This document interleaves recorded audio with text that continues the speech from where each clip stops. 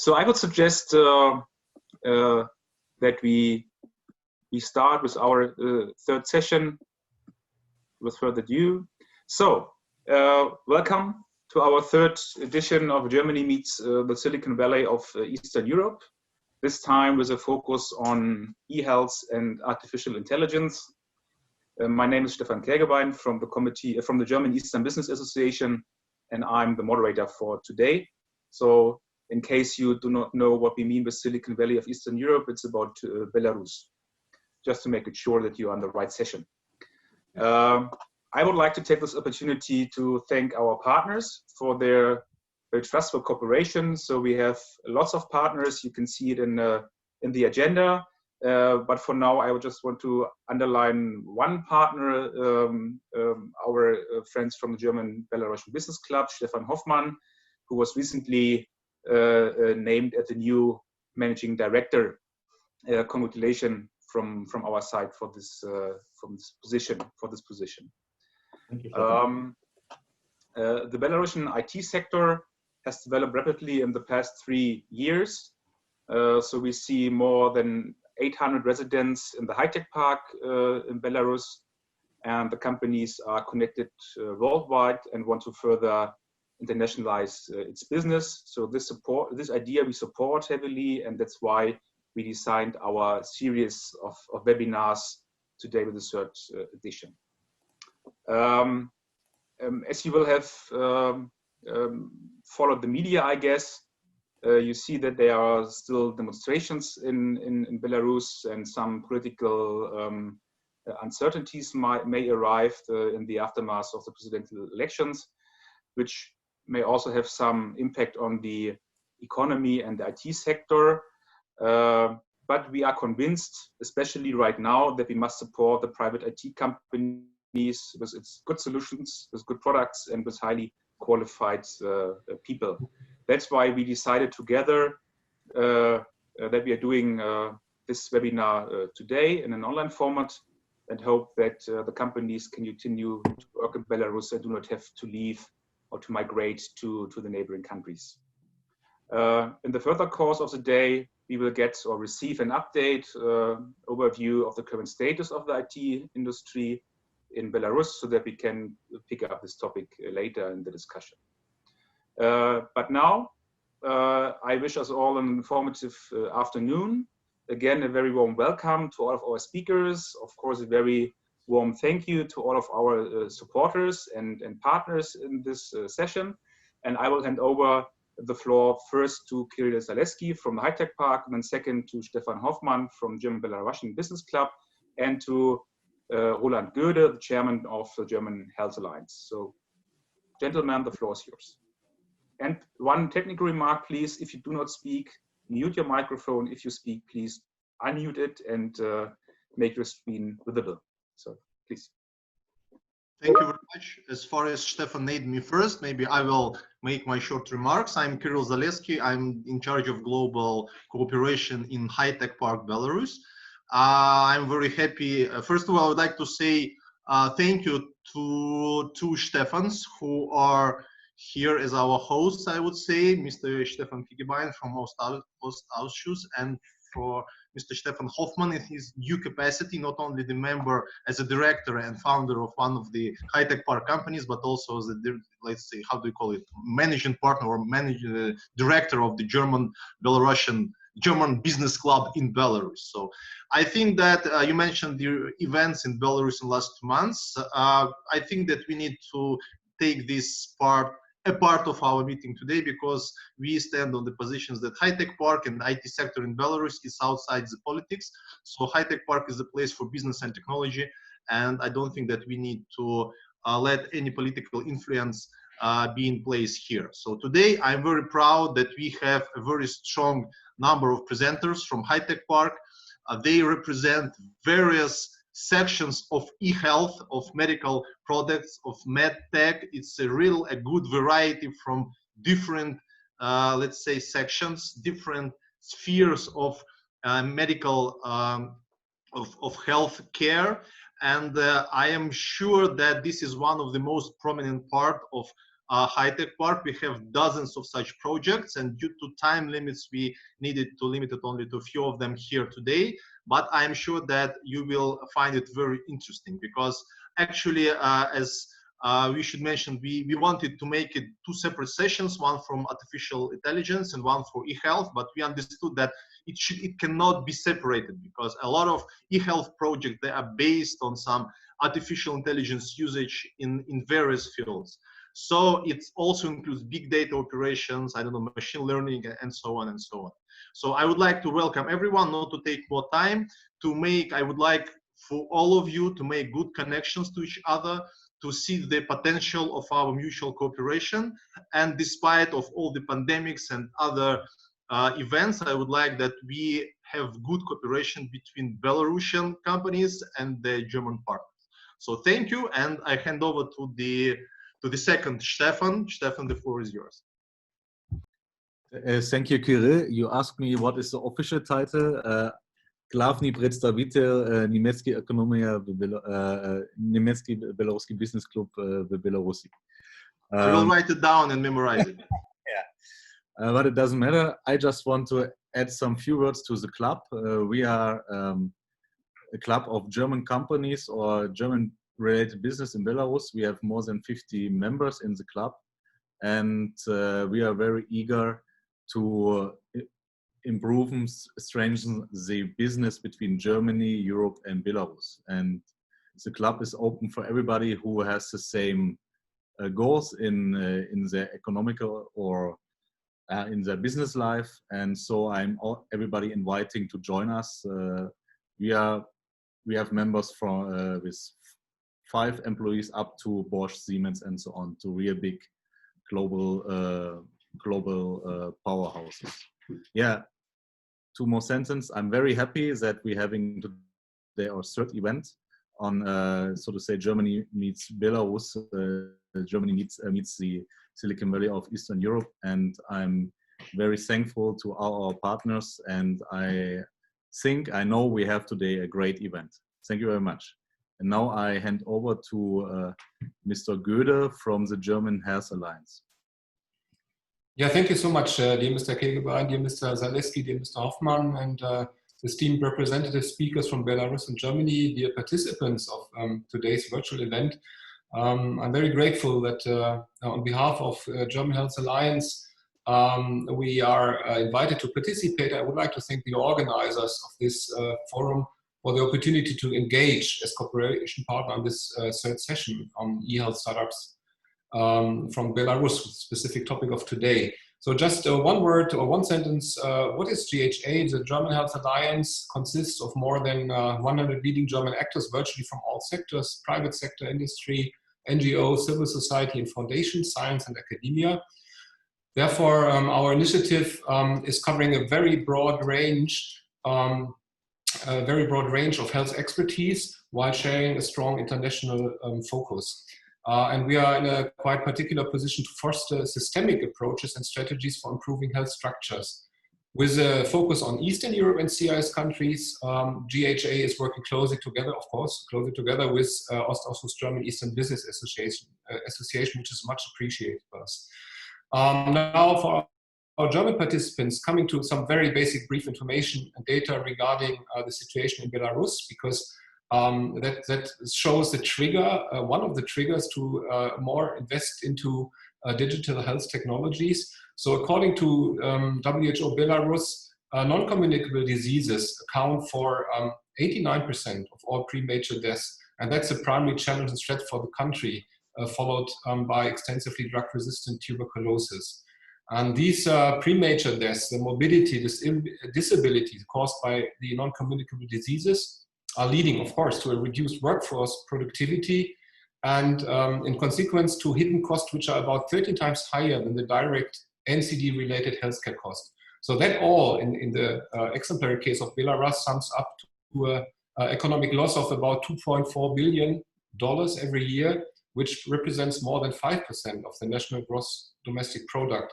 So this shows that NCDs are really hampering the sustainable socio-economic development of the country. To effectively address NCDs, and this is of course valid for any country, Existing health systems, especially primary healthcare systems, need to be strengthened, modernized, and made more effective and efficient in order to reach following goals: to better respond to people's health needs by establishing a more patient-centered care, to shift towards more comprehensive models of primary care, and to gain greater patient engagement and also patient empowerment, which is very important. In this context, the utmost significant importance and indispensable key role of digital health solutions, e-health and telemedicine are coming into the picture. Investing into these areas will lead the path to improve the health status of the population and to foster further socio-economic growth. And in this context, from German side, we are absolutely keen to learn more from the Belarusian startups and their competencies in the health-related IT sector. Today's webinar, therefore, is looking into the cutting-edge innovations and solutions while making highly visible the potential of closer cooperations and partnerships between the companies of our two countries, and for sure also more than this, the potential of an intensified multi-sectoral and interdisciplinary collaboration, which can then deliver the answers to the challenges and needs in many countries worldwide. I would like to commend the organizers, all cooperation partners and sponsors, and of course all speakers and the moderator of this event for setting up such really excellent, diverse program, delivering a broad scope of insight, focusing in general on the ICT sector in Belarus and the e-health market, and more in detail on health-related innovative technologies and solutions from mobile apps, virtual reality, augmented reality, to big data analysis and artificial intelligence. Now, I'm really happy to wishing you all a highly interesting, inspiring, and fruitful exchange and discussion. Thank you very much for your kind attention. Looking forward for today's event. Thanks. Thank you very much to all three of you. Just two more remarks. If you need translation to German or Russian, you find below in the bar an icon, the globe. You can choose your language, English, German, or Russian if needed. And another remark, on the top left, you see that this session will be recorded. So everyone who wants not be recorded should leave right now, or will be recorded with his or her contribution. So right now, we further ado, we continue in our program, and the next input will be followed by the German economic team Belarus, and Robert Kirchner and Dmitry Chervakov from Berlin. So I would like to hand over to you, Robert, to your input on the Belarusian IT sector. Please, the floor is yours. Yes, thank you very much, Stefan, and a big thanks to all of the organizers for setting up this event, and also for giving us the opportunity to share with you some thoughts on the overall economic importance, the opportunities and the challenges of the ICT sector in Belarus. With me is my colleague, Dima Chervakov, who's a project manager for Belarus in our team. We have prepared a very short presentation, which we will now start. So I hope it works. So I think the presentation can be seen now, right? Yes, it works. It works. Great, great. So it's really just a few slides to give you a kind of flavor of where the sector stands within the overall economy of Belarus. I mean, starting from like top down, what we have seen is that this sector, and we are using the latest available information, is now 7.6% of GDP. So the ICT sector, the share of the sector in the economy of Belarus during this year, in the first 8 months of the year for which we have data, is almost 8%. It has been growing gradually in a kind of long-term trend. I would say the recent developments regarding COVID-19 even further accelerated this trend, also because other more traditional sectors went down. The overall economy is shrinking, but ICT sector is growing by 8% this year, and its role in the economy is increasing. And if we compare it to more traditional sectors, we have put here some numbers. I mean, you see that it is roughly of a similar size than the wholesale and retail trade, for instance. It is much bigger than construction. It is much bigger than agriculture. So that really underlines that over the last couple of years, something really important has been created basically from scratch in Belarus. We see it also in employment. Also, the employment share is growing, but of course, as all these activities are very high value added, the employment share is much lower than the GDP share of the sector. Now, where does this come from? And I think the main underlying driving force is export. So this is a really export-oriented sector. We see that the exports of ICT service have more than doubled over the last couple of years to 2.4 billion during the last year, $2.4 billion. If we look at all service sectors, that's now a quarter. This year, it even went up to almost 1/3 of all service sectors. So this is, again, growing. And when one thinks about Belarus, one usually thinks about transport services as a traditional service export, like pipelines and other things. But I mean, ICT is now really a big major driver of this. And if we take a different metric, if we look at the exports of ICT services per capita, per population, we also see that more than $200 of ICT services per capita are exported each year, much bigger number than, for instance, the US, but also in the region like Ukraine, like Armenia, Russia. They have much less numbers of ICT exports per head. Now, where does this come from? And I think we are right at today's topic also at the high-tech park that was already mentioned. This special liberal regulatory regime, I think, explains to a large extent this success of the sector. We see the number of companies that has been really like exploding over the last couple of years.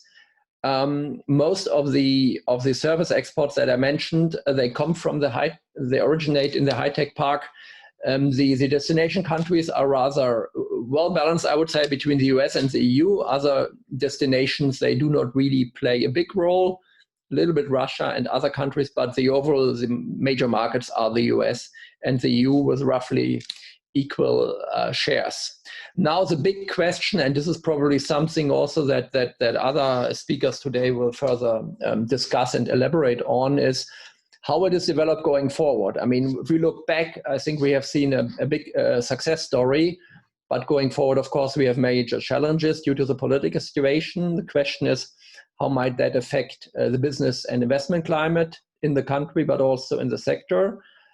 And the other thing is also other countries in the region, of course, they are not standing still, but they're moving forward, and especially in Ukraine, which also has now a Ministry of Digital Transformation. There are attempts also to replicate the success of this Belarusian success model, and they are also working on liberalizing legislation. So they might also attract in the future more investment companies and so on. So this is the question, where do we stand? What will be the trends going forward? Overall, of course, and I think COVID-19 underlies that this trend towards digitization will probably even accelerate in the future. And it is up to the Belarusians to participate on that and to continue the very positive development of the future. So this is from our side, a short input into the discussion from the economic point, from the economic background of the sector. Thank you very much for listening. And if you have any questions, please ask them. Thank you. Thank you very much, Robert, especially for keeping the time, and of course for your input. So after our first part around 2 p.m., we will have some time, some space for questions. So please, if you have some, write them and post them at 2 p.m. around. Our next speaker is Dominic Camerson. He is the global head G4A Digital Health at Bayer AG, a German company, but working all over the world globally. And Dominic will share some thoughts how big corporates like Bayer are dealing with startups, and how those corporates approaching the cooperation idea. And so Dominic, please, the floor is yours, and I ask you to keep some 5 minutes for your impulse. Dominic, please. Absolutely. Thanks so much, Stefan. And I will stay in time. Just one housekeeping question. Should I share my screen for the slides, or? If you can do it technical right now, please do it. Will Otherwise, do. we have the backup. But if you can do it, do it. All right. And while the slides are loading, I can tell you maybe a little bit about myself. So I'm Dominic Kinnerson. I am from Washington, D.C., so I am American. I've been in Berlin. I've been in Germany for, I think, 7 of the last 10 years or so. And I actually came to Germany through the Robert Bosch Stiftung program, so as a Bosch fellow, and have a very deep digital background going back to about 15 years. And I'm here to tell you about G4A, which I'm really excited about. This is a program that started at Bayer back in 2012. And our mission is to really change the experience of health. And to do that, we essentially want to put people at the center of their healthcare decisions and to be more empowered patients. And so we really see ourselves at G4A, which the acronym stands historically has stood for Grants for Apps, as an ecosystem bridge and really as a culture change vehicle between the healthcare digital ecosystem and Bayer. And these roots and kind of that framework goes back to 2012, where G4A, or Grants for Apps, was really started as a passion project. And this passion project was really designed to harness, I think, a lot of what was happening in Berlin at the time for startups, all of the energy. And then, you know, on the opposite side of that spectrum, you had a company like Bayer AG, which is over 150 years old. And I think the leadership at Bayer around that time saw all of this energy in Berlin and said, how can we bring that inside of our company? And also, how can we make our company more transparent to what's happening in the marketplace? So initially, it was a culture exchange vehicle. And what it's become over the years, in 2014, it officially became Europe's first biopharmaceutical accelerator. And what it has done since then, it has moved, it's still a culture change vehicle, but it has become a lot closer to the Bayer business and the Bayer business objectives. And what we've done over the years through this startup accelerator is we mostly focus on early and I think what we would call more advanced startup companies. Those early companies, and I'll talk about this if I have a moment a little bit later, they're normally pre-seed, or in the past they've been ideas. Our more advanced companies have normally had a Series A round. But over the years, these are just some high-level numbers. We have had over 3,000 applications. Our strategic partners include groups like the German Health Alliance, they include embassies, groups like Health Excel. And of course, we have established local programs throughout the world and throughout the globe in places like the United States, South Korea, Japan. Of course, we have a rather robust social media presence. Part of our thinking now, and I mentioned being a lot closer to the business, Bayer is really promoting, and our entire philosophy and strategy is around what we call integrated care. And this integrated care model is based a lot on design thinking out of Stanford. And there's a gentleman there named BJ Fogg who wrote a book called Tiny Habits. And I think this is really interesting for a country like Belarus, especially when I hear about the unmet medical need around non-communicable diseases and the premature deaths, because we see these tiny habits as ways to really improve the NCD scenario. And so we see technology as a major driver to achieve that. And so I mentioned a little bit earlier kind of these two tracks and how we achieve that.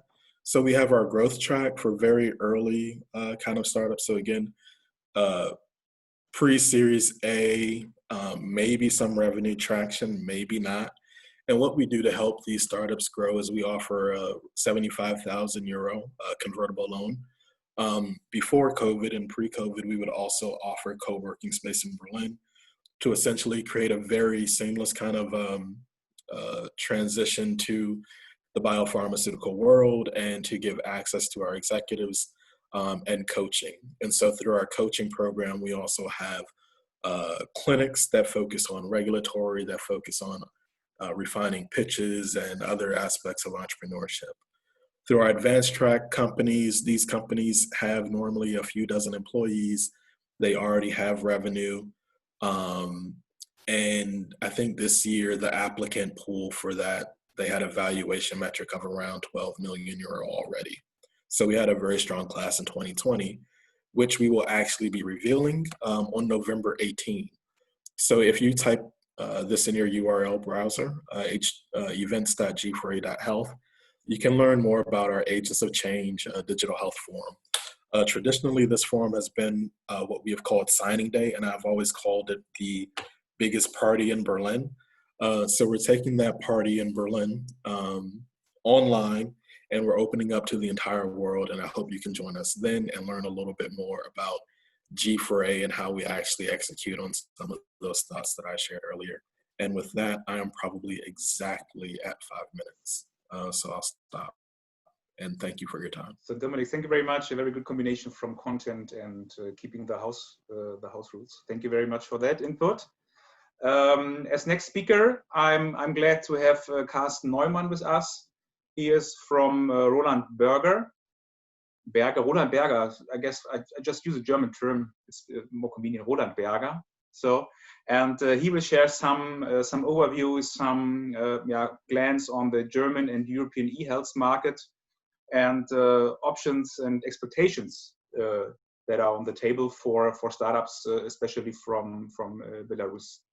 So Carsten, the floor is yours, and the same with you. Please try to keep the 5 minutes.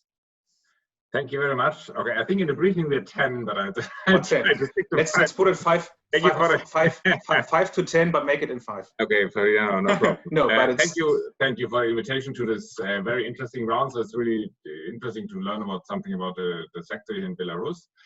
I'll try to share my screen, and I'll start with the.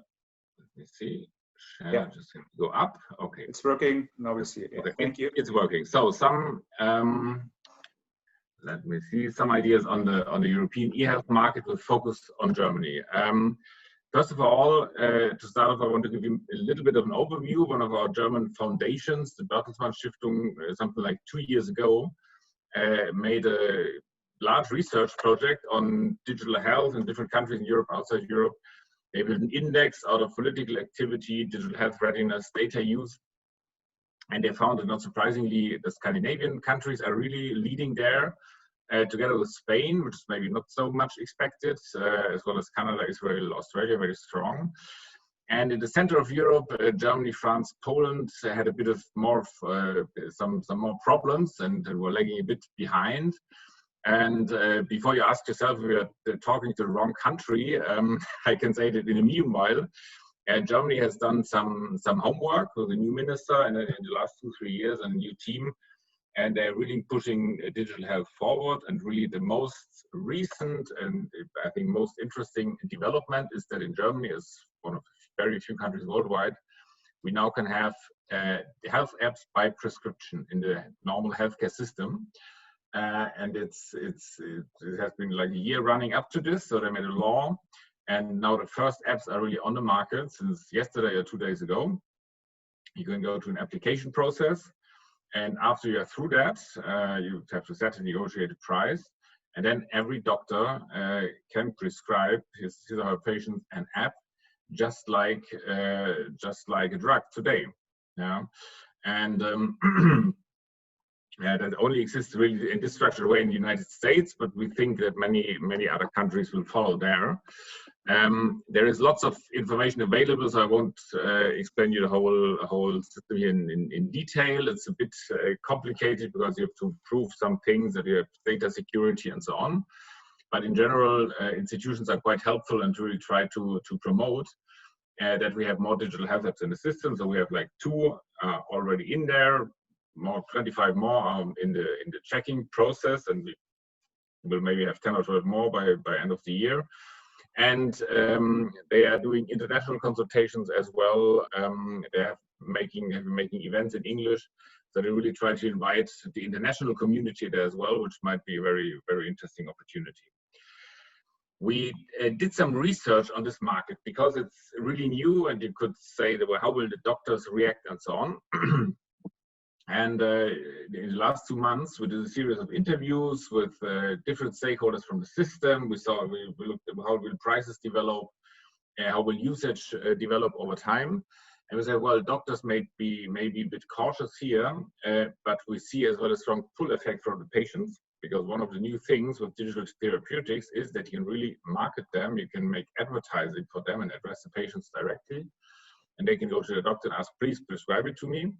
And social health insurance as well can distribute it via their channels. And so we see a really strong growth here, and we expect, maybe with some optimism, but we are bold here, that in 5 years we might have a digital therapeutics market of around 1 billion euro, which is not a big sum in the German healthcare system, because we spend like 250 or 300 billion euros, so no one should be frightened about it from a cost perspective. But we see a really strong growth here, and compared to the overall market, which grows by 2-3% every year, a really exponential growth. And of course, we have spoken as well with many industry firms, because it's not only startups, as well pharma and medtech who want to invest here. And Germany is kind of a, let's say, test market, because we really expect other countries to follow the lead and implement similar regulations. So today it's still a bit experimental with the limited number of health apps providers and some contracts and some experimenting. But we think that in 2, 3, 4 years, it will be really normal for everyone, for every patient and for every doctor, to say, such as you have drugs and medical products, you will have health apps and use it as a normal prescription. And another thing which I think is interesting here for everyone from Belarus, from the health tech community, is it's not only via this, let's say, official channel. In Germany, like everywhere, we have really numerous activities of all the players in the healthcare system who really try to cooperate with startups and bring them into the market. And like 3-4 years ago, we all know that it was still more of an exploration phase, and startups were a bit exotic, and you could shake up your boring organization a bit with that. But now there's really much more professional, and really, of course, we have Bayer here, Dominic, but the other pharma companies, now everyone is building a hub in Berlin, which is great. The health insurance companies are building their own hubs. The Helios here is a hospital chain. So really everyone is going into that, because they say they see that they have to integrate the knowledge from the startups into their system. And this will bring a huge push, I think, to digital health as well. And just to close here, well, maybe one more word, because we're talking about Europe. European Union is really promoting this as well, and making lots of regulations and programs and so on, not always very coordinated, but there is a push. And the aim is really to have a digital single market, like we have a single market in the European Union overall. And hopefully in some years it will be like that. Like when you have a product which you can market in one country of Europe, you can market it everywhere. Hopefully we will have the same situation with digital health in a couple of years. So that's really a huge, very interesting market. We have lots of funding already. I will skip that. And I would say there are many opportunities for digital health startups in Europe, and there's really everything to play for. Thank you very much. Thank you very much, Carsten, for your input. So I guess now we provided some expertise for the Belarusian startups. So it's nice to hear that Germany, at least at one point in the digital scene, is changing the position from a follower or pre-follower to be one of the leaders. It's good to hear. Right now we have the first round of 3 startups from Belarus, and after this round we have time for first round of answers and questions. So we will start with 3 companies now, with Solar LS, with Smartimed, and with Goodwill. And we will start first with Yevgeny Gulevich. He's the CEO of Solar LS. And I ask Yevgeny to take the floor and start your presentations. And for you as well, try to keep the 5 minutes. Hello there, my name is Dmitry Fedoruk. I will speak instead of Yevgeny Gulevich today. And I will put in my demonstration right now.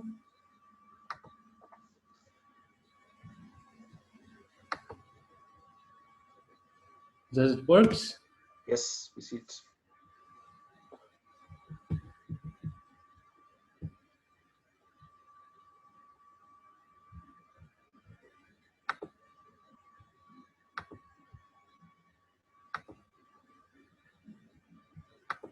Okay, so I want to introduce myself for the first. My name is Dmitry Fedoruk, and I'm a surgeon at the Minsk Transplant Center and also as a researcher at Solar Laser Systems. And I would like to talk about our innovation today. It's all about organ preservation systems.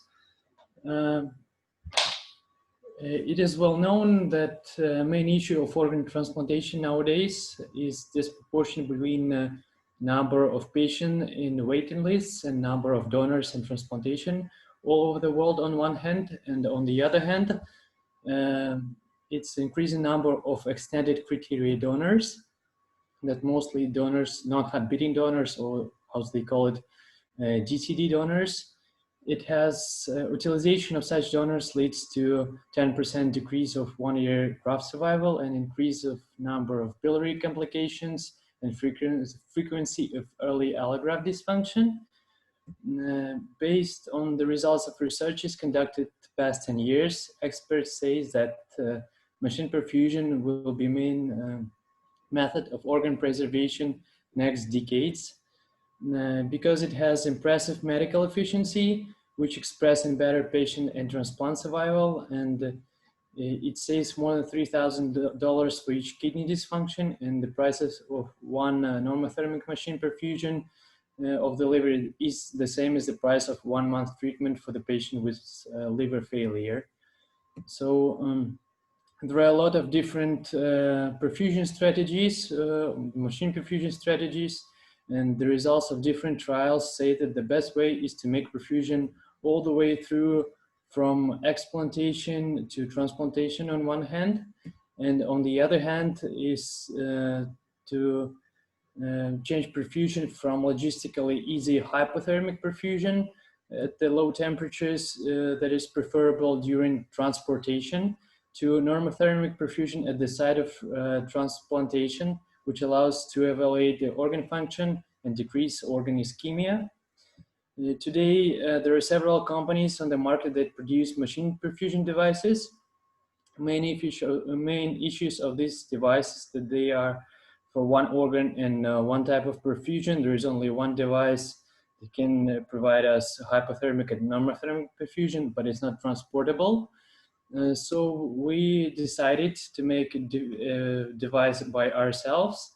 We have innovated it, patented technology that is suitable for all types of organs and all types of perfusion, including pancreas perfusion. No other companies have it yet. But we had some issues with its transportability. We corrected some shortcomings at the existing model and created a concept for transportable version of this device. And for now, we call it Endeavor. This is all. Thank you for your attention. Thank you, Evgeny, for the input and for keeping the time. I guess we switch directly over to SmartMed and Inna Khmelnitskaya, the CEO of the company. So, Inna, the floor is yours, please.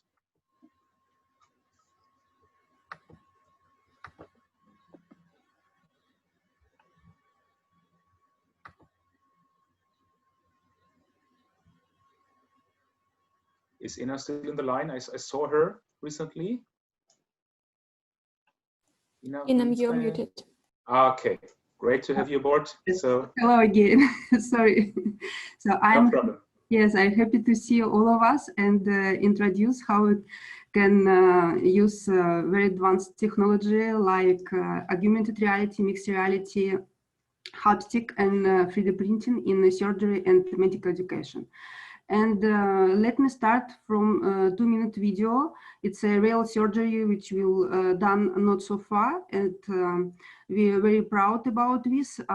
It was first in the world maxillofacial surgery with using AR technology. and it was on all the stage of surgery. So let me show this, and after I will do short presentation.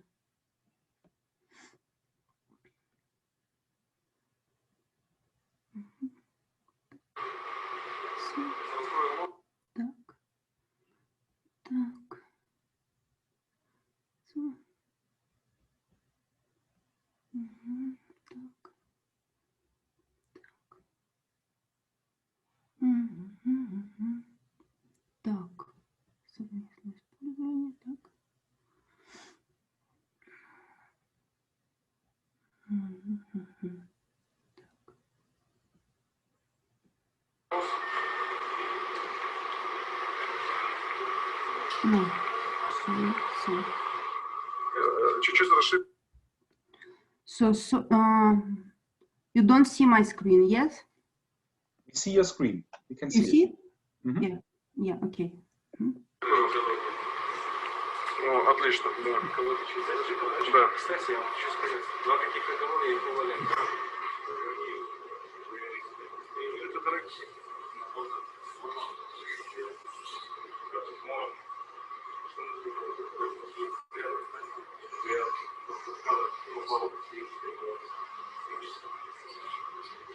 То есть сейчас идет во время операции, нам как этап адаптации, посмотреть, как у нас все это поработало.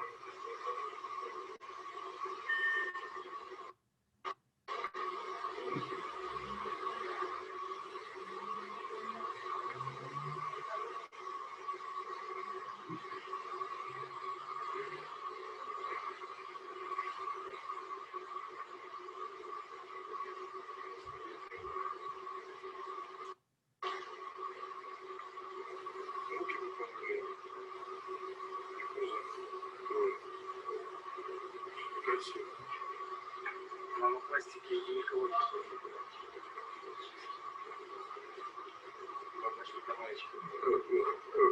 Да. Гинекология это что? Да. Нанопластики это мои принесли. Гости это операции хорошие. Так, видно, что нибудь на компьютерах надо все. Вот этот раздвоенный у нас сплошник, хрящ мы достали. Я думаю, знаешь, что, Леонид, мы можем просто сблизить его, легкую остеотомию сделать. Раздвоенные части и сблизить, да. Я думаю, мы тампонами она прижмется. Потому что хрящ, в принципе, я весь по центру забрал. Давай.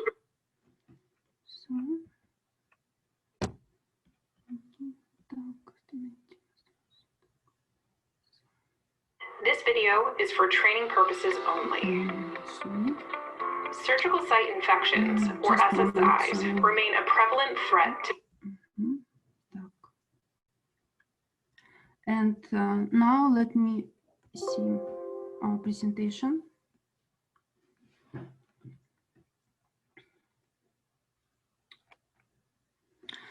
As I said before, we use not only AR, AMR, and we also use 3D printing, and now we start to work with the haptic possibilities.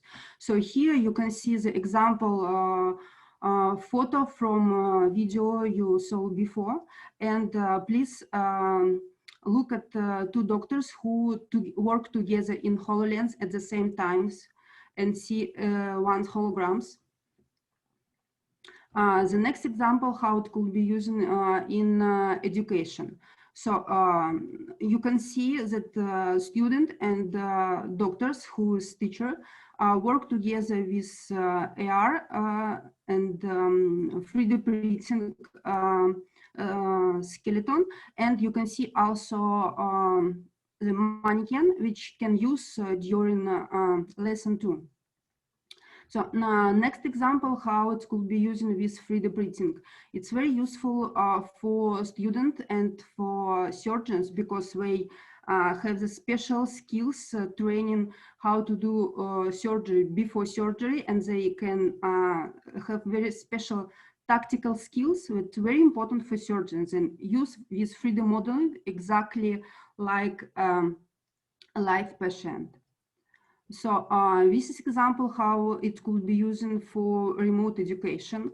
From the left side, you can see how student see in a live stream how doctor, for example, in hospital, or teacher in class, at the same class or in distance, work with mannequin, or for example, with 3D printing, and show how to do surgery exactly.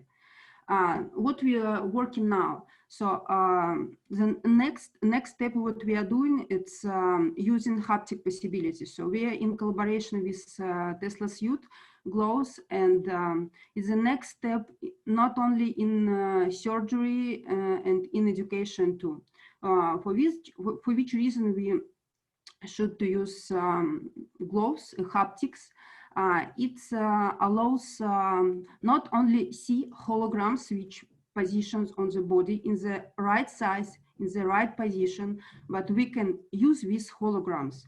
It's very important for surgeons. So in the next level, to understand how to do surgery in the right way. It's a lot support next step in real surgery.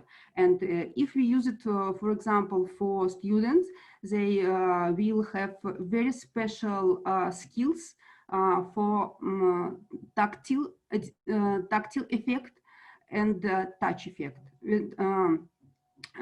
We know that surgeons, it's very important to feel and touch in the right way. It's very important for surgeons.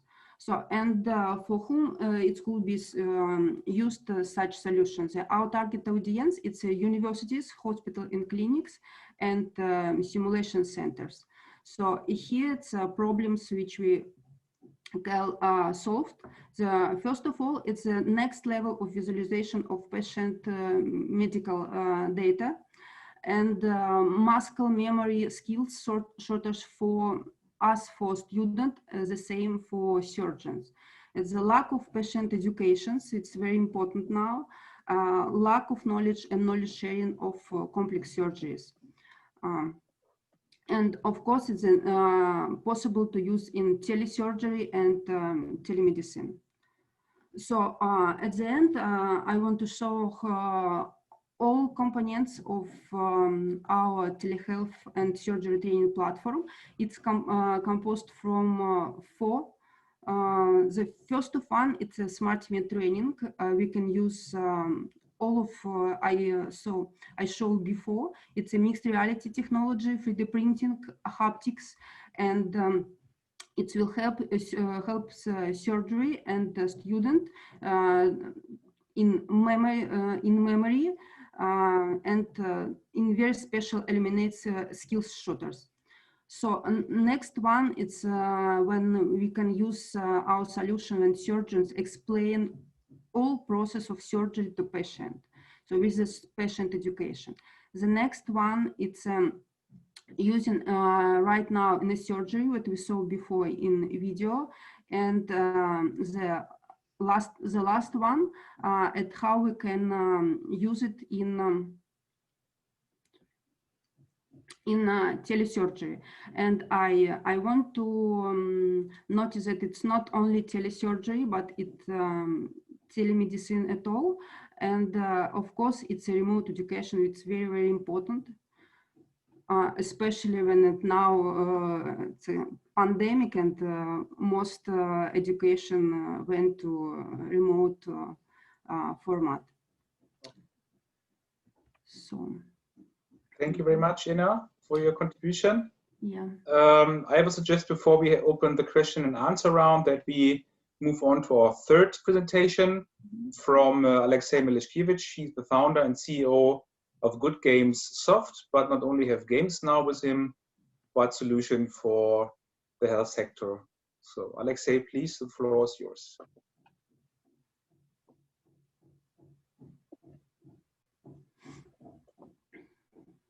Hello. Hello. Glad to see you. Actually, I am CEO of Total Games actually, and Good Game Soft. It's our company too, and we provide our project Goodwill. Let I demonstrate my presentation.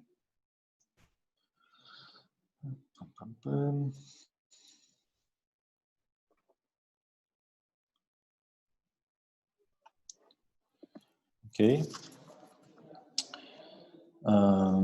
We have figured out how to fight depression by mobile game approach.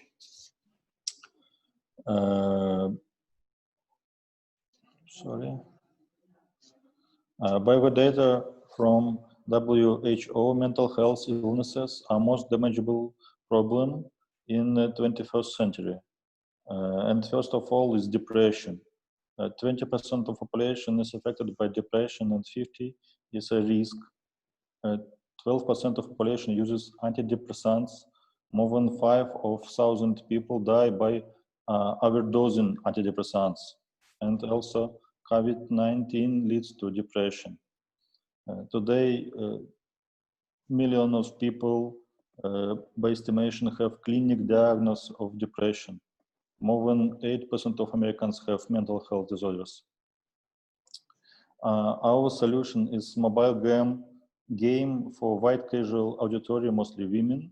We work in close collaboration with neurophysiologists and psychologists. We use diagnostic methods which based clinical trials earlier by psychology scientists and do our own physical clinical trials research in this field.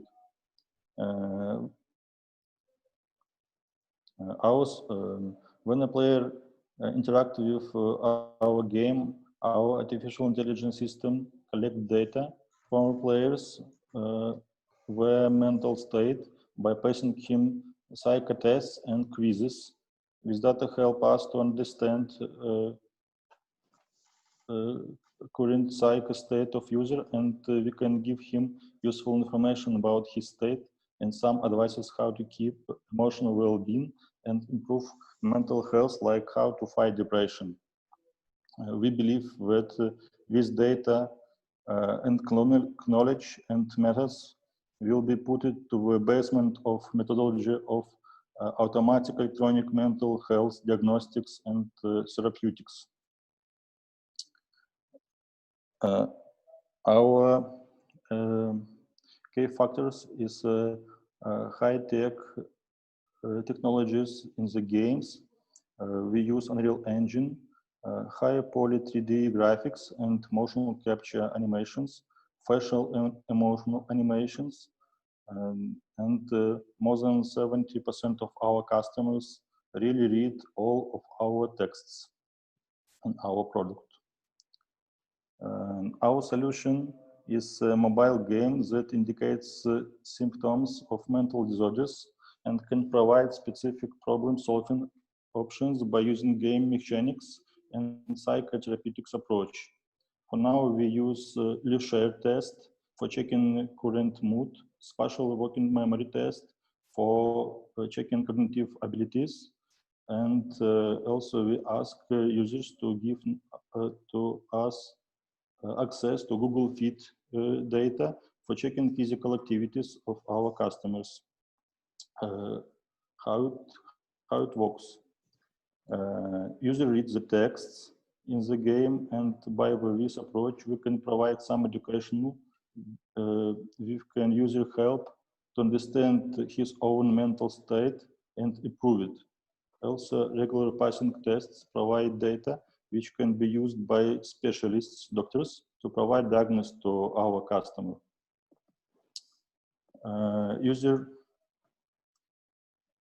The main side of depression, it's a bad mood, decreasing cognitive abilities, and reduced physical activities.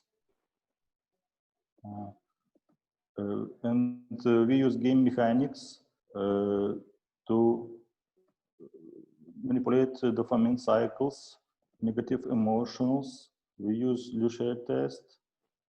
When we planning to use pen emotional recognition tests and a lot of over tests.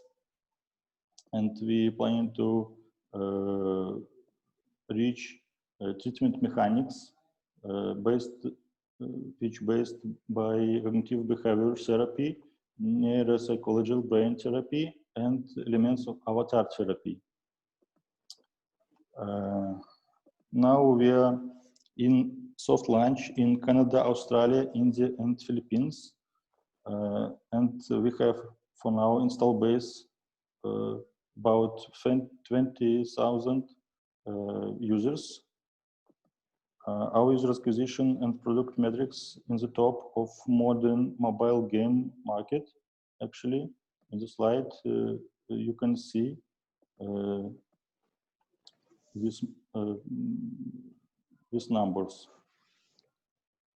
Our monetization metrics actually very nice.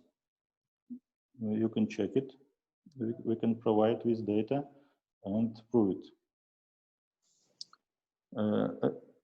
It's all about game business model. Also we have additional product market fit as a platform for making anonymous wide researches in psychology sphere. For example, clinical trials in US cost near maybe $100 per one participant. In the European Union, about 30-17 euro per participant. In our project, cost of our participant is cost of user acquisition, about $1 per install per participant. But it is depend of country. For example, in Philippines, it's maybe 10 cents. In US, maybe $2. Alexei, could you come to an end, please? What? Could you come to an end, please, to finish your presentation? Yeah, it's a last slide. Okay. Our business model, first of all, it's game monetization by in-app purchases and subscription. Second, it's advertisement partnerships with huge companies. And last of them, it's data provision by organization researchers and improve R&D with research centers and maybe big pharmacy companies. We have a very experienced team, more than 10 years in this kind of businesses, and so that's all. Thank you. Okay, thank you very much for the first round of speakers. We now have the possibility for a question and answer round. And I kindly ask the participants in the round 2, raise your hand or just open the mic and post a question. So please, the floor is yours and the mic is open.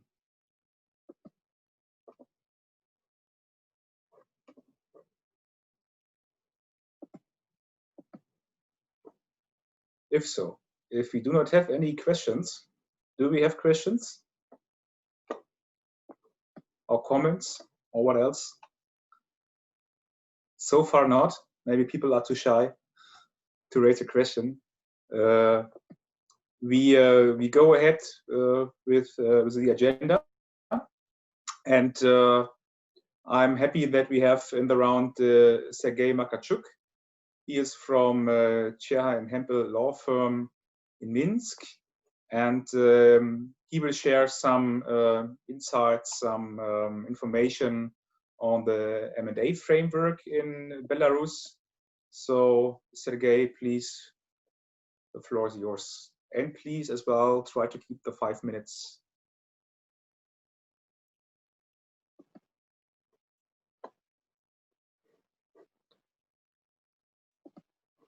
Sergei?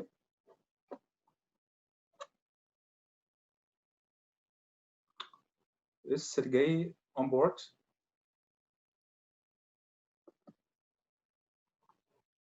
Obviously, he is not. Maybe yes. Find him on the participation list. Yeah, he is there, right? Or you can't? I don't see him here. Okay. I think we should, maybe had some technical issues. Okay, then we skip. No matter. So we have in the line. I saw her already, and she tested her presentation. Yekaterina Kapushenkova. She is leading the NRW Invest office in Moscow. NRW Invest is a public-owned investment promoter of North Rhine-Westphalia, the biggest federal state in Germany.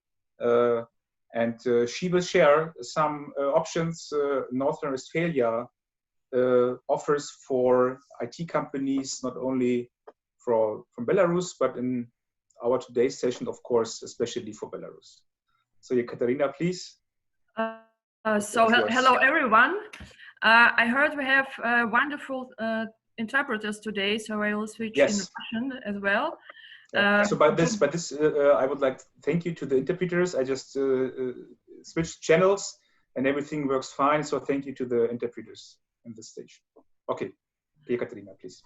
Добрый день, уважаемые коллеги. Я хотела бы поблагодарить организаторов за возможность выступить сегодня и рассказать о регионе Северной Рейн-Вестфалии, а также о тех возможностях, которые есть для белорусских компаний при выходе на немецкий рынок и для сотрудничества с немецкими компаниями. Северная Рейн-Вестфалия – это одна из 16 федеральных земель. Находится она на западе Германии, граничит с Нидерландами и Бельгией. Столица – город Дюссельдорф, крупные города Кёльн, Дортмунд, Бонн, Мюнстер – это все наш регион. Северная Рейн-Вестфалия – это один из экономических центров и промышленных центров Германии. Это самая густонаселенная земля Германии, 18 миллионов населения. Если взять радиус 500 километров от города Дюссельдорф, то мы выходим на цифру 160 миллионов населения. То есть это огромный, емкий рынок, на котором можно и нужно работать. Северная Рейн-Вестфалия, благодаря своему логистическому положению, обладает очень развитой инфраструктурой, высоким уровнем жизни и является также лидером в сфере цифровых технологий. Северная Рейн-Вестфалия занимает первую позицию, опережая все другие федеральные земли по уровню валового внутреннего продукта. Также этот отдельно взятый регион по ВВП опережает такие страны, как Саудовская Аравия, Дания или, например, Голландия. В доковидные времена Северной Рейн-Вестфалии, мы надеемся, что скоро эти времена вернутся, был самой крупной выставочной площадкой мира. У нас ежегодно проводится свыше 100 специализированных выставок, а также выставок для широкой публики, которые привлекают около 6 миллионов населения ежегодно. Эти выставочные компании расположены в Дюссельдорфе, Эссене, Кёльне и Дортмунде. Из выставок, которые могут быть интересны IT-компаниям, это выставка диджитал-маркетинга Мекса, которая проводится в Кёльне, и самая крупная выставка в мире игровых технологий Gamescom, которая проходит ежегодно в Кёльне.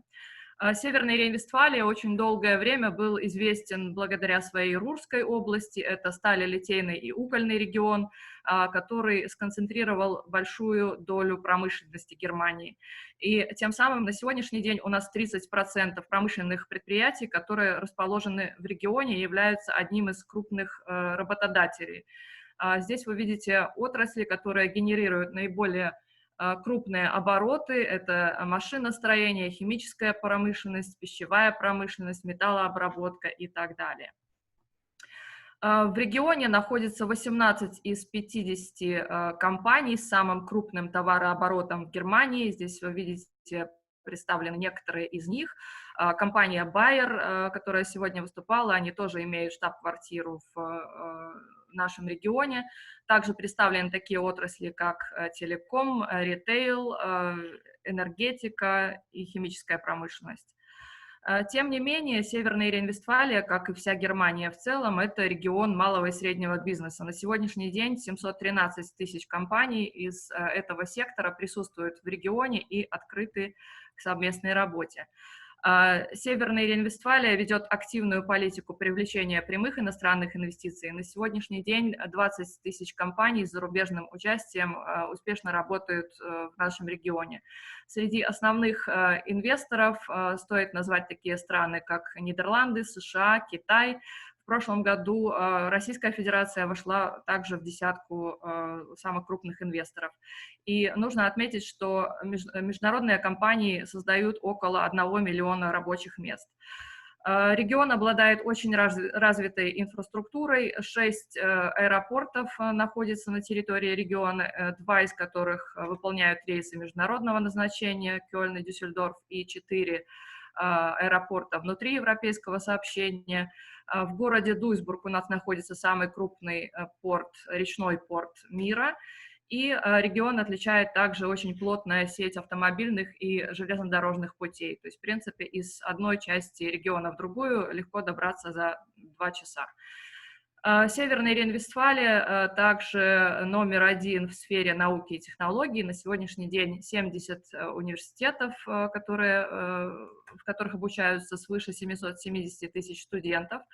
Они обладают центрами технологий, которые в большинстве своем способствуют трансферу знаний в экономику. Регион, как и вся Германия и многие другие страны, сделал ставку на цифровые технологии. На сегодняшний день каждый 5-й стартап, который рождается в Германии, происходит из нашего региона. Немного о развитии отрасли информационных и телекоммуникационных технологий. На эту сферу у нас приходится 1/3 общенемецкого оборота. Это 106 миллиардов евро, которые генерируются ежегодно. 24 тысячи компаний в сфере ИКТ успешно работают в регионе. Среди лидеров можно назвать такие фирмы, как Atos, Computer Center, Deutsche Telekom и многие другие.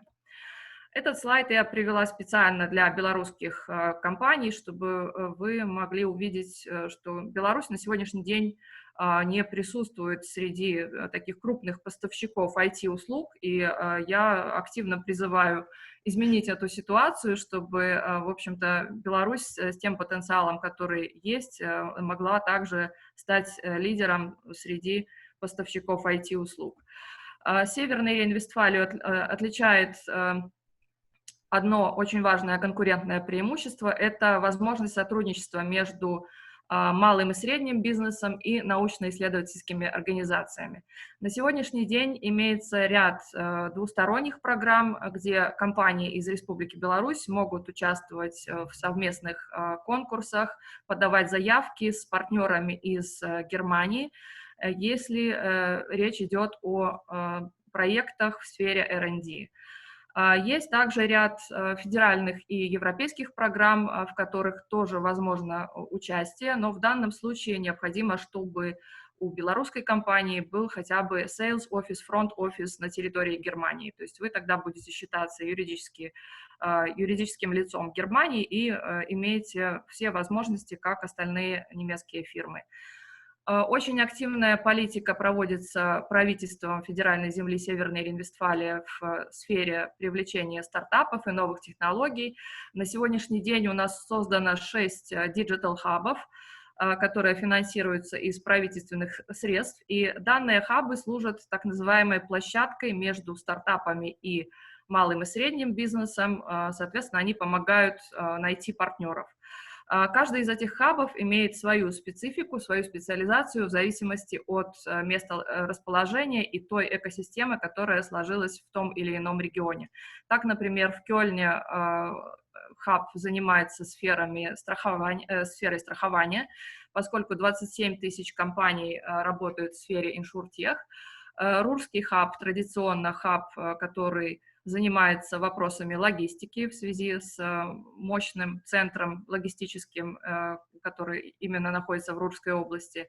Digital Hub в Ахене специализируется на производственных технологиях, поскольку имеет очень плотную научно-техническую базу в виде Рейнско-Вестфальского технического университета.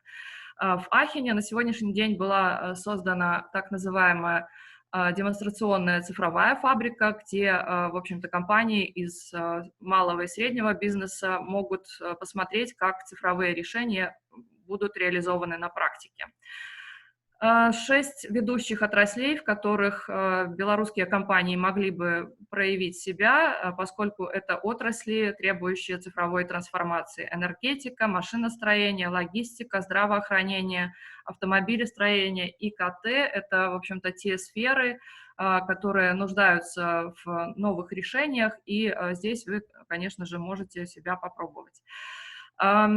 Что касается развития искусственного интеллекта, то Северная Рейн-Вестфалия, благодаря своей активной политике в этом направлении, старается быть одним из центров, ведущих центров в Европе. На сегодняшний день на базе Фраунгоферского института в городе Санкт-Аугустин создана так называемая платформа компетенций в сфере искусственного интеллекта, и она призвана сделать именно Северный Рейн-Вестфалию лидером в этой сфере в Германии.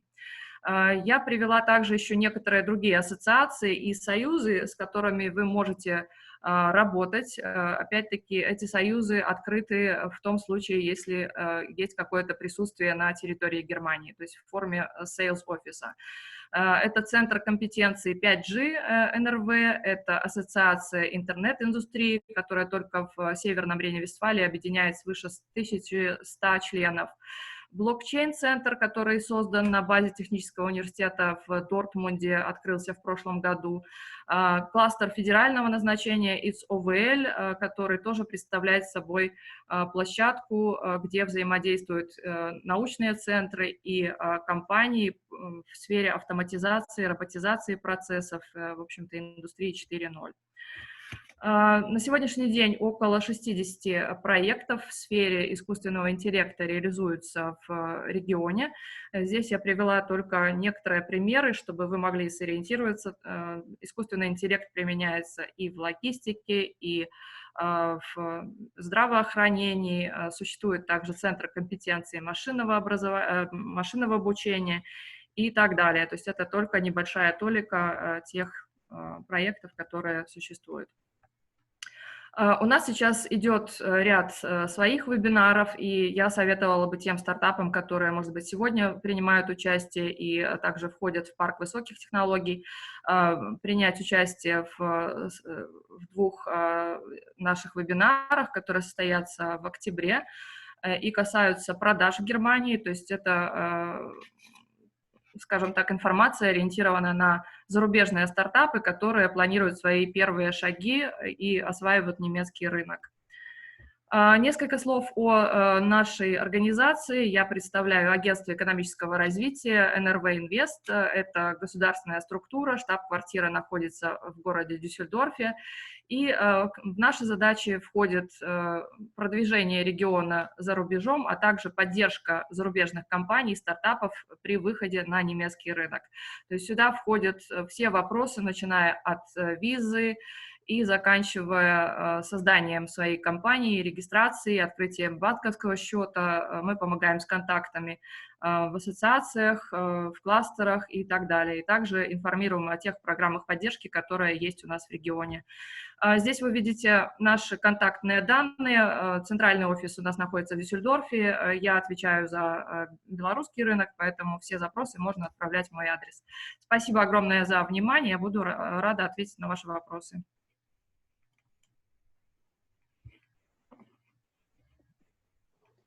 Thank you very much, Ekaterina, for the presentation of what Northern Westphalia offers for startups. As I know, there are already some startups from Belarus in Northern Westphalia, so with sales offices and with other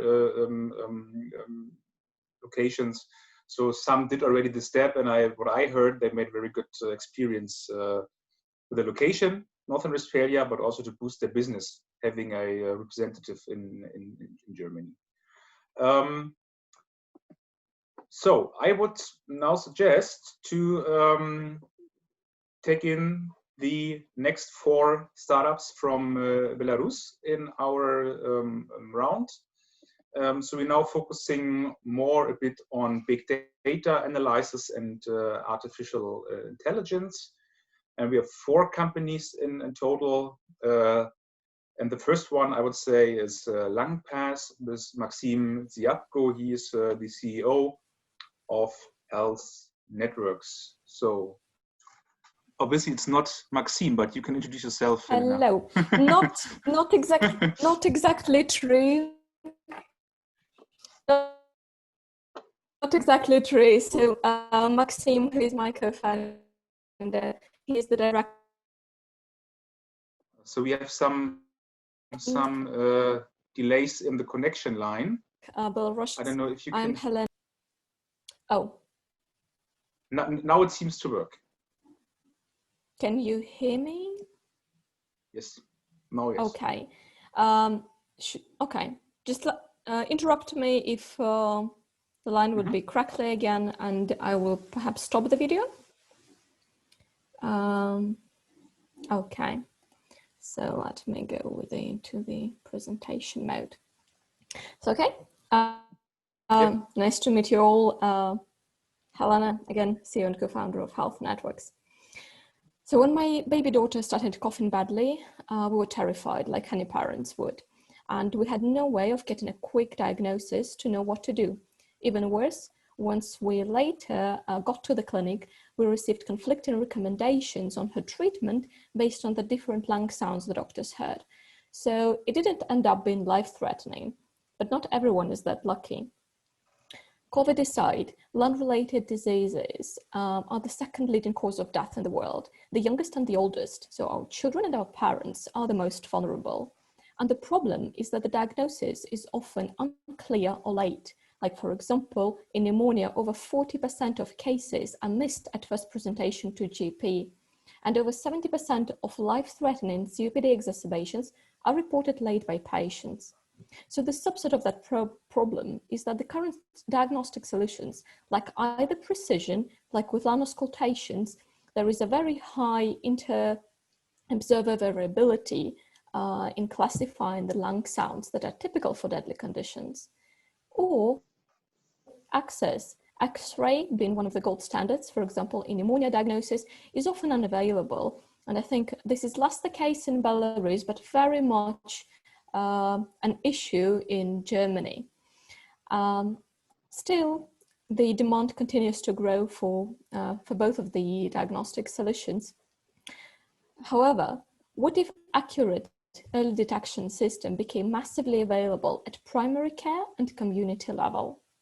And that brings us to at least 45% of cold-related visits, which could have been avoided. You provide a timely treatment to patients and thus reduce the all-cause mortality, and you prevent hospitalizations, improving the quality of life and drastically reducing the cost of the healthcare system. So here comes the LangPass. Starting from our personal story and benefiting from direct access to patients' data, we created world's first AI-powered low-cost app and stethoscope that anyone can use to detect deadly lung conditions early. And here's the guy in my hands. So the team behind it is, behind the product is a unique advantage in itself. We have collected one of the world's largest data sets of lung sounds. And we have partners in manufacturing, in distribution, and of course, we've been backed by pretty good VCs. You might have actually noticed some of the German names here. So what the LangPass is, it is a Bluetooth stethoscope that is connected to a mobile app. and it is super affordable for every household to have. So the retail price would be up to €70. Okay, connection's unstable. Can you hear me? Yeah. With some very yes, with some very short interruptions, but so, we get it for your presentation plus the PowerPoints. We get it. Okay. Sure. So how it works, you place it on your chest and you follow the instructions on the screen to do the recordings, and you get the detailed breakdown of the type of sounds detected, their most likely cause, and the recommended course of action. So the product is suitable for both home and professional use. It can be used also by GPs in clinics. And 94% of people, these are both GPs and patients, find it very easy to handle. So in practice, what we have now, you go to, for example, you have a cough and a temperature, and you don't know if it is a cold, flu, bronchitis, or pneumonia. So you go to a GP, and the GP would determine, based on the clinical symptoms, that most likely it is an acute lower respiratory tract infection. So he would advise you to stay at home and watch out for the red flags. The symptoms might worsen slightly, but observation will continue at home, most likely, until you see a noticeable deterioration, which will lead to a hospitalization in a relatively large percent of cases, above 10%. What we promote is that the use of LungPass, both at primary care level and at home. So once you detect the crackles, which is one of the telltale sounds of pneumonia, GP can have the grounds for ordering X-ray, which will confirm the diagnosis, and a person will receive prompt treatment, therefore preventing the escalation, expensive diagnostics, and potentially hospitalization. So the LungPass accuracy in comparison with a panel of pneumologists showed tremendously good results, especially if you consider that average GP accuracy for these types of sounds revolves around 60%. When beyond just sound classification, we conducted several feasibility studies that were disease specific. So for example, with pneumonia, we had almost 150 patients enrolled, and in 95% of cases, LungPass detected crackles. Again, the telltale sounds of pneumonia and the strong independent predictor of the disease. Same for COVID-19 pneumonia, where we also showed a very stark difference with detecting the crackles between the LungPass and the GP, with LungPass being far ahead. We also had COPD, which is a chronic condition affecting the elderly, and there we showed the change in sound pattern prior to symptom change, prior to hospitalization. So we start commercializing our product this month, starting from the Eastern European market, where we got our first medical device registration.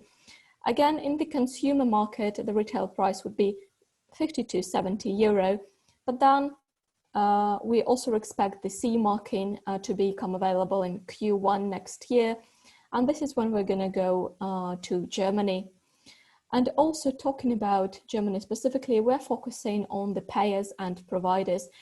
So targeting the value-based procurement and DVG, with price being determined by the tender scope, not drastically different from the retail price though. And right now we're preparing our primary study when we're going to be going out to QOLs, both in insurance and professionals, with the goal to make kind of the pathway for a very targeted integration of LungPass into the German healthcare system. So this is the action plan. Myself and Mike Germany relatively soon, in a couple of months. There we plan to conduct the validation studies and develop the integrated care program. Our mission is to reduce the global respiratory burden by making early lung disease detection available to everyone. Thank you. Helena, thank you very much for this somewhat major product, I guess, and of course a good success for your plans to go to Germany, and for the relocation. Maybe NRW would be a suitable place to be, or even Berlin, where I'm from. So, but I guess in Germany there are lots of good places for we'll this go kind to of Berlin. activity. You go to Berlin. Sorry for NRW. Sorry, Katerina, but Berlin is good as well. Okay, thank you very much. We have three more startups from Belarus to come. The next one is Albolit. We have Ina Karitskaya aboard, the vice president of iTech Art. So, Ina, the floor is yours. Hello. Yeah, hello everyone. Thank you very much, Stefan, for your hard work today. I'm very glad to be here. So yeah, let me introduce myself first. I'm a vice president of business development at iTech Art. And today I will present one of our products. So let me first just give a few words about our company. So iTech Art is one of the leaders on the market in Belarus. So we are a service provider company with about 1,800 people in Belarus in 9 offices all around the country. And we also have a separate direction of the product development. So we have a few products on our list, and one of them is iBolit platform that I'm going to present to you today. So iBolit platform was specifically made for surgeons all around the world to help them in their daily work to avoid the risks while doing the surgeries and to do the work more effectively. So I'm going to present to you a presentation. So let me download it right now. So hopefully it's gonna work. Do you see my screen? Not now. Okay, let me see. Now it works, it seems to work. Yep, now we see it. Okay.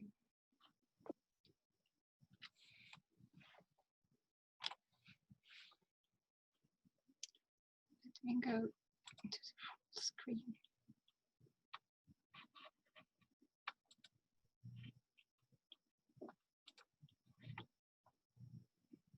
Okay. So yeah, so iBolit platform, it's not just a platform, that's a whole ecosystem which could be presented as a merge of big data that we collect on a daily basis from the doctors we work with. Actually, we have about 20 doctors in Belarus we are working with on a permanent basis while continuously developing our platform. That's an also merge with artificial intelligence, and actually it's a set of more than 100 tools and pre-trained mathematical algorithms that we have developed. And that's also a merge of professional medical domain experience. This is exactly the work I described that we do with our local doctors in Belarus. So this combination helps us to develop a platform for the doctors and which provides the best service for the patients all around the world with cost effectiveness. So now let me present you a short video so you'll see how the platform is actually implemented by US professionals, US doctors in their daily surgeries. Let me know if it works. Yes, it works.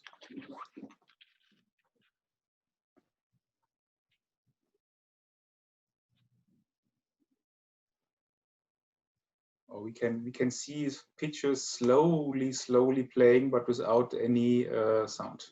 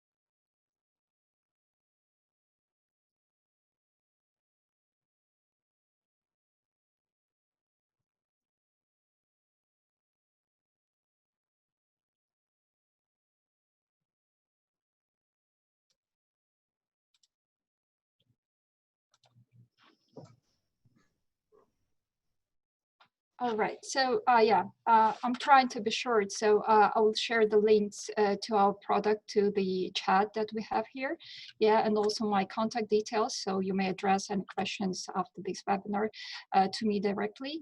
So just a small addition that we work mostly with US surgeons right now, as well as the surgeons in Belarus, with Republican Clinical Center in Minsk, where the software is installed and widely used.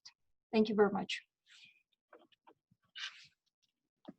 Thanks a lot, Inna, for your contribution. We have 2 more companies from Belarus to come, so you can start to prepare for the next question rounds, if you don't mind. So the next company is Abian. I hope I pronounced it correctly. Roman Gromov, he's the CEO of the companies, is with us today. So Roman, the floor is yours. Thank you very much. This is my absolute pleasure to participate in our event. Can you hear me? Yes, we see you and we hear you. Okay, thank you very much. Just a couple of words with regards to project and the team. So Abian is a Minsk-based startup company founded in late 2019. So it is dedicated to what is called medical image processing and in digital pathology. So we are developing an innovative software platform and AI technologies to provide pathologists the tools to quickly and effectively manage and analyze medical images and data. And here I should share my presentation. Can you see it? Yeah. Yep. So what we are developing a digital pathology platform because according to the World Health Organization, more than 33% of the world population faces some kind of issues related to oncology and tumors, and this number is growing. So we are developing a PACS platform for storing, keeping, and analyzing digital copies of histological slides. PACS stands for Picture Archiving and Communication System. And on the basis of this platform, we are developing AI decision support modules for different types of cancer diseases and pathologies. So we started from the very rare kind of a cancer, like an internal pilot project, neuroblastoma, and now we are shifting our efforts to gastric cancer, stomach cancer. So, and we consequently transform this platform for a kind of a medical market for second opinion and the marketplace where you can obtain the second opinion from the best general practitioners, oncologists all over the world. So also we are using our own medical data annotation platform. So we managed in collaboration with the leading medical educational establishments here in Belarus, we managed to build a strong team of medical annotators, which are constantly working on annotating medical data, medical images. So what is our vision? So our vision is to develop end-to-end smart digital pathology platform for doctors and patients. So what we help to do, we help doctors to save time and efforts. We help them to be more accurate in their diagnosis, and we help patients to get second opinion from anywhere in the world. What are the problems that we solve? So we know that there is a huge lack of pathologists in every country worldwide. So we know that there is a growing number of cancers and different types of pathologists are all over the world again. So, and also we know that the pathology, it is a very subjective field where we can bring a quantitative results, quantitative accuracy, and we need to make pathology diagnosis more accurate and faster. We want to use AI just to summarize the experience, the main experience, and use it for humans in humans' favor. We want to help patients that want to confirm, that want to receive a second opinion, And we truly believe that telemedicine is the next big thing. So, and it is a very fast growing and very young market because only 5% of the digital pathology market is digitized. So I will not stop on this slide, but what can I say about the market that, except that fact that only 5% of the market is digitized? It is a very good time for companies that produce special medical equipment like digital pathology scanners like German Leica or Hungarian 3D Tech. But it is a very fast growing market with the cumulative growth of more than 13%.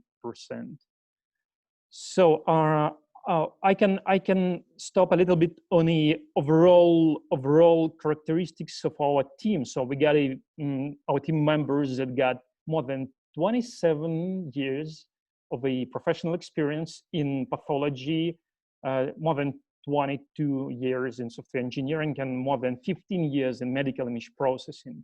So as I mentioned earlier, we got a very strong medical annotation team. So we are working with the leading pathologists here in Belarus, which are united with our project.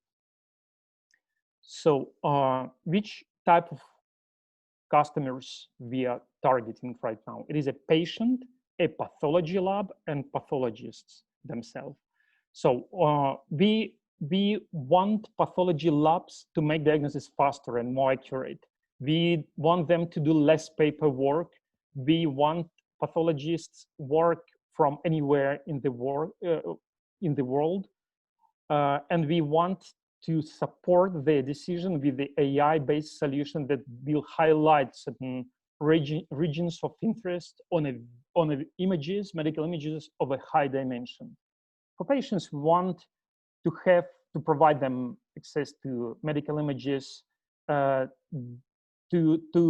give them possibility to get a second opinion from a specialist in Germany or in the United States, and do not wait and not to waste time and money, which is very crucial for waiting or going somewhere abroad, to wait for months and weeks.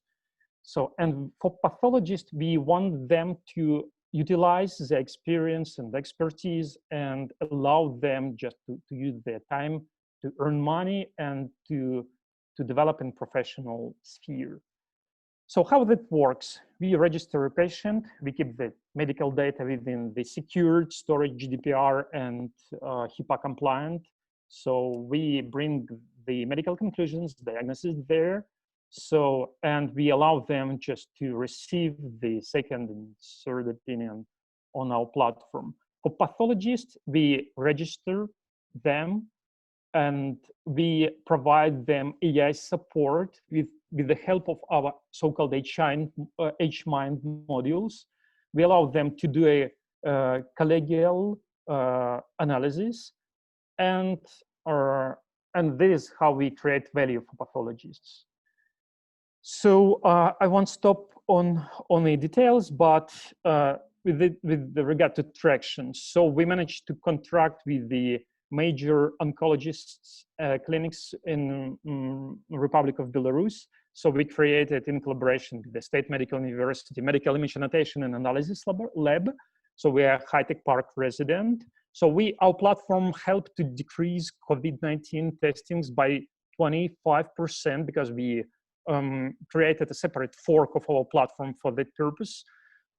So we are part of NVIDIA Inception program and Microsoft for Startups. We received the grant from Microsoft. So we already created PAX platform, we created a second opinion platform, and we are totally focused on AI modules. So this is we have done so far, and starting from this fall, from September, we are started to commercialize our platform, and we got a first paying clients here in Belarus. So probably this is a very general picture. I'm more than happy to answer your questions later. So Roman, thank you very much for the presentation. So we have one last company from the high-tech park, and we have in the line Anton Natsevsky. He is from 3D Hub. And Anton, I would like to give the floor to you. So hello. Please jump in. Yep. My name is Anton. I'm from SrediHub. So it was just unexpected presentation for me, and sorry if something go wrong. I'm an owner of this company. We are about 4.5 years on the market. We started from industrial part. And now we are mainly involved in medical parts of 3D printing. Yeah, we do 3D printing. So I will share my presentation with you. Sorry.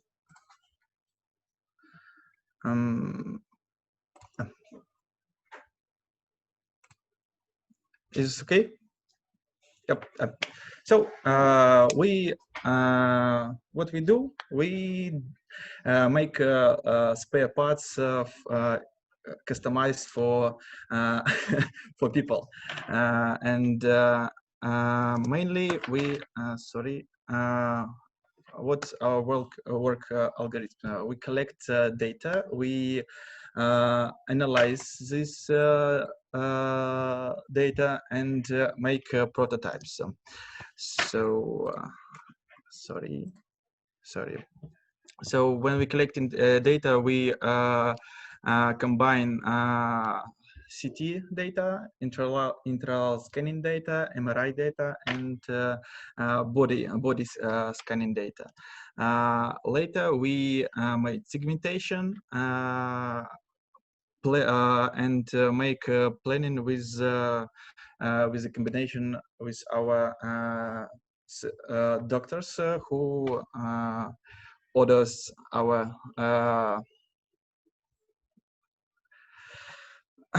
who need our help. Yes, and also we made a surgical guide on prosthesis design. So how it's looked like. We use different technologies of 3D printing. So there are some plastics for prototyping and metal 3D printing for endoprosthesis for printing titanium. So I just think show you only one case, so it will be enough. But I think I also want to say thanks to Ina Khmelnitskaya. She showed a part of our work, Liza, in a video that you already have seen today. So we got data, we analyze this, we make surgical planning, we approve a planning with our surgeon, and later we make surgical guides for operation and surgical and the prosthesis from the titanium after approval of every step by our doctors, and in the result we got individual prosthesis for our patients, and I think it is just more than enough for this case. And in the results, what we do, we collect data, we plan with doctors for individual prosthesis, and we make the process flowing so faster than in normal life. So we save the doctor's time, and we made the process comes like constructor. So we after our digital planning, so we have every step is planned, and there can be no mistakes. So we predict every step of what we do. So maybe I think that is all that I want. Okay. Yeah. Thank you, Anton. Thank you, of course, to all the others. Now, if you want to make any questions, I will. Yes, answer. that is what I would like to propose now for the rest of the people in the line. If you have any question, now is your last chance to pose questions to the speakers. So please feel free. Petya, Christopher, please.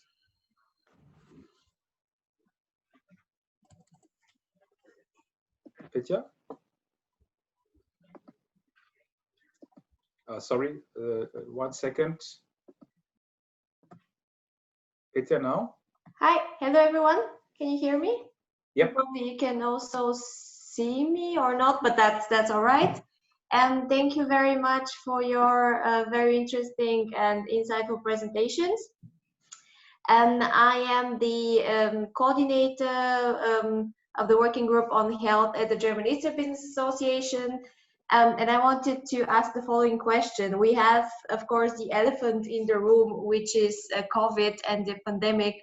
And I wanted to ask Langpass, Helena, but also maybe the other colleagues to comment on the ramifications of the pandemic and how it has been affecting their work, maybe accelerating, maybe giving it a push in this very, interesting way. Thank you very much. Thanks for the question. I'll try to stay brief. So for us, the pandemic had pros and cons.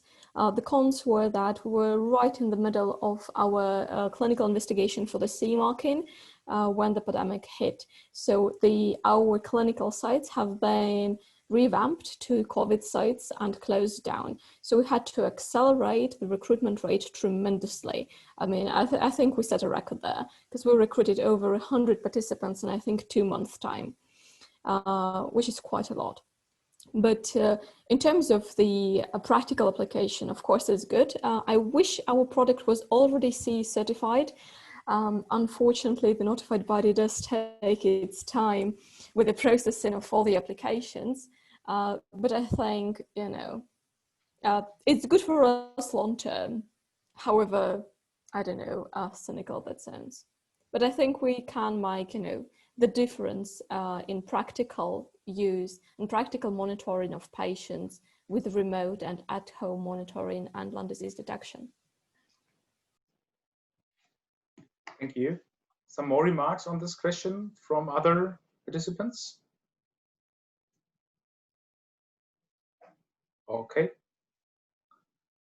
Then in general, some more questions from the audience? I just wanted to add, if you don't mind. Please, yep.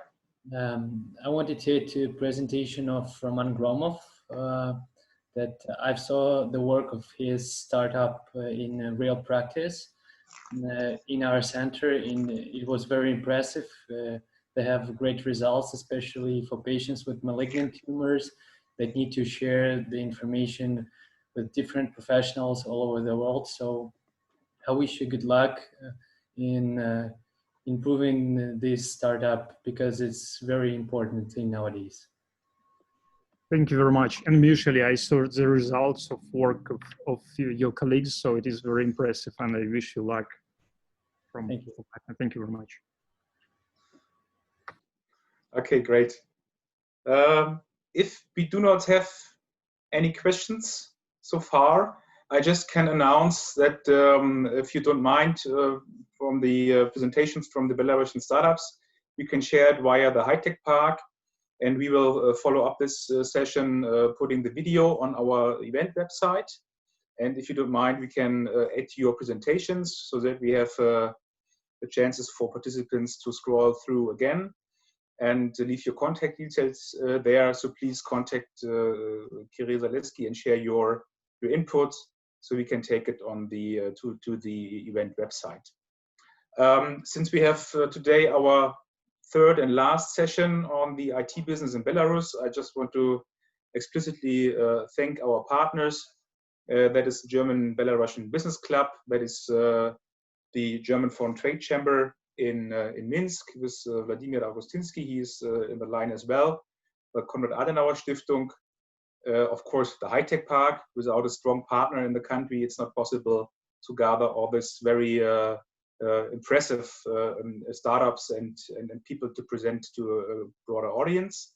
To Rödl and Partner, they give us advice in terms of legal questions in Belarus, and of course, especially for the session today, the German Health Alliance supported us a lot, and NRW Invest. Special thanks goes today to Dominic Kennerson from Bayer. He had to leave a bit earlier, but left his contact details in the chat. So if you want to refer to Dominic, please take his email address from the chat. If you need any more contacts from the speakers, don't mind to contact me or the High Tech Park colleagues. And of course, NRW Invest from the Moscow office. Thank you very much for your contribution today. And I guess that was a very good add-on you provided and information you provided. So before I close, I just want to give last chance to comments, to wrap-ups, to impressions. Yeah, Stefan. Stefan, you're in Stefan again. For the Belarusian startups. We don't hear you. Stefan? When you are writing to us, it would be also interesting in kinds of marketing part, because then we can use our network to connect you with the right persons in Germany and in the German-speaking countries. Yeah. Yeah. Thank you very much, Stefan, to you for moderating today. And I think we made a very good final event today with some very good startups and very good speakers. Thank you again to you. I missed one thank you to Carsten Neumann from Roland Berger. Sorry, you were been on my list as well. So of course, to Bayer and to Roland Berger, the two companies today provided the input on the German market and the startup cooperation. Of course, thank you. All right, so we hope together with the German Belarusian Business Club and all the other partners to have next year in spring, hopefully an on-site event in Minsk, hopefully. So when all these travel restrictions and pandemic stuff are more, let's say, feasible and handleable. So that is our plan, that we show up in Minsk once with a more physical event, bringing some companies with us. But let's see, that's our plan. So we won't give up. So hope to see you soon physically in Minsk, and for the time being, stay safe, take care, and all the best. Bye-bye. See you, bye-bye. Thank you, bye-bye. Thank you, bye. Bye, thanks. Thank you, guys.